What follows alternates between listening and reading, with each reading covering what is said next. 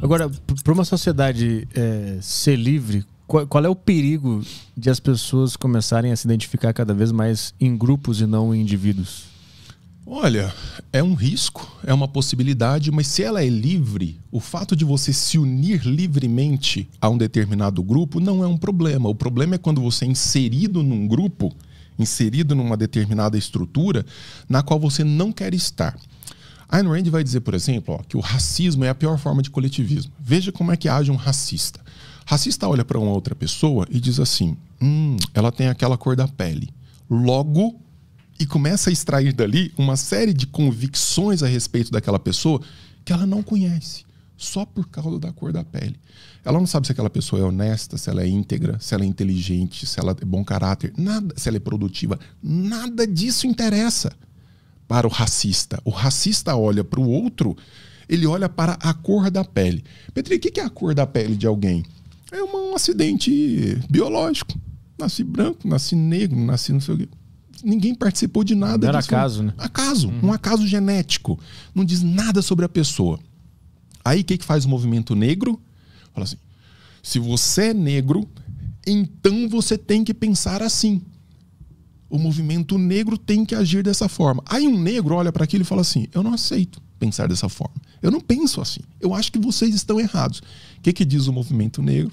Então você é um negro de alma branca. Traidor. Você é um traidor. Paulo Cruz passa por isso, né? Paulo Cruz, que é brother, passa muito por isso. Porque é um negro que pensa com autonomia, que não pensa dentro da caixa do movimento e apanha por conta disso. O Holiday passa por isso. Né? Então, são caras que são exemplos do quão o coletivismo pode fazer mal.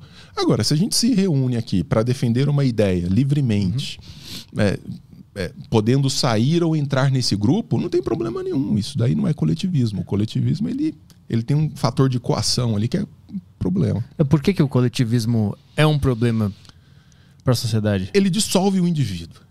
Ele dissolve a ideia do indivíduo. Então, não é mais a Maria, a Joana, a Sebastiana, a Beatriz, a Patrícia. É a mulher. A mulher. As mulheres, enquanto indivíduos, desaparecem. Que foi o que aconteceu no fascismo.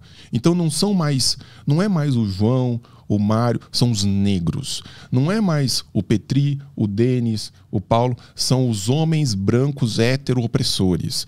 Então você começa a criar categorias que dissolvem o indivíduo. Qual que é o grande problema? Geralmente tem alguém que se torna porta-voz desse negócio.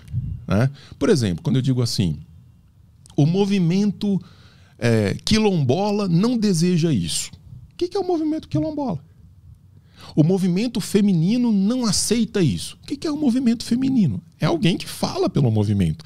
Mas as mulheres estão todas de acordo com aquilo? Posso te garantir que não. O movimento dos homens não concorda com isso. Então você difunde uma ideia que é, na verdade, uma ideia defendida por um indivíduo ou por um pequeno grupo de líderes, né, que coordena algo muito maior, que usa o critério de quantidade para tentar se impor. Cara, a história do Brasil é a história do coletivismo. As pessoas que querem falar em nome da sociedade. Petri, quando alguém chega e fala assim, cara, a sociedade brasileira não quer isso. Cara, a sociedade brasileira é coisa demais, hein? Puta que pariu, tem muita coisa na sociedade brasileira. Mas engraçado que geralmente quando alguém fala em nome da sociedade brasileira, tá falando em nome dos seus próprios interesses. De interesses muito individuais.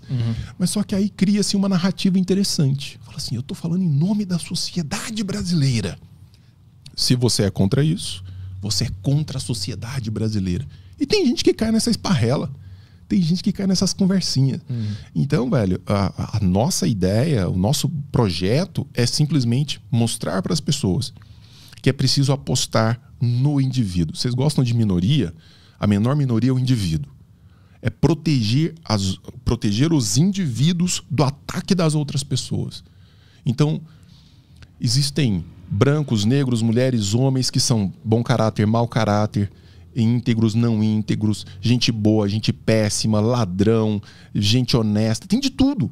Então eu tenho que preservar o indivíduo, identificar o indivíduo. Esse é o ponto. Mas é quando o cara identifica que, por exemplo, um grupo específico de pessoas ela está sendo perseguida ou sofrendo as mesmas coisas. E aí elas se identificam com a dor delas se identifica entre elas e elas criam um grupo, né? Sim. Por um ponto é autodefesa se juntar num grupo. Sim. Porque tu tem a mesma dor que o cara, então vamos se juntar para se proteger. Você pode fazer isso. Quando que isso se torna um coletivismo ruim, que Quando prejudica? você é incluído nesse grupo, independentemente da sua posição em relação a ele. Então, eu não concordo com o modo como se eu sou uma mulher, eu não concordo como o movimento feminista se coloca dentro do debate. Então, eu tenho que ter o direito de me manifestar de forma contrária, isso tem que ser respeitado.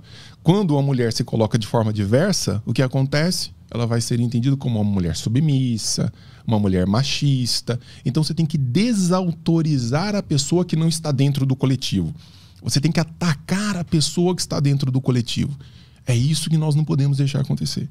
Quando você entende que o grupo é mais importante do que o indivíduo, quando você entende que um grupo é mais importante do que o indivíduo, o que você faz, na verdade, é deslocar o eixo de discussão para a quantidade. Então, assim, não, eu sou do sindicato dos professores, então um professor que não aceita entrar em greve, ele tem que ser punido, porque o sindicato decidiu que todos têm que entrar em greve. Cara, desculpa, eu sou professor e não vou entrar em greve. E esse meu direito tem que ser preservado. Agora, se você pode gritar num grupo no qual você quis fazer parte, do qual você quis fazer parte, você aderiu livremente a ele. Mas outras pessoas que não querem, outras pessoas que não compartilham daquilo e que dispõem de uma mesma condição biológica, de uma mesma característica externa, isso tem que ser respeitado. E não é. Esse é o grande problema. Isso não é. Acaba sendo uma determinação de grupos, de sociedade, e os indivíduos são violados. Isso é o que aconteceu em todos os regimes totalitários da história. Isso é o que continua acontecendo ainda hoje, só que de forma mais gourmetizada, de uma forma que pareça assim menos nociva. Só que é igualmente nociva.